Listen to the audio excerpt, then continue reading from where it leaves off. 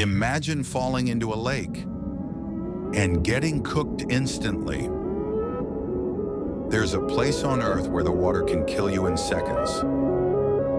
This is the boiling lake in Dominica, a unique lake where temperatures reach 92 to 100 degrees Celsius.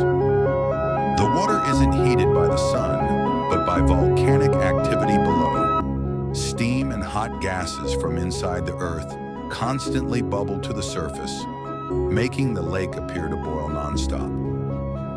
Definitely not a swimming spot, but a proof that our Earth is alive, and it can cook anyone who gets too close.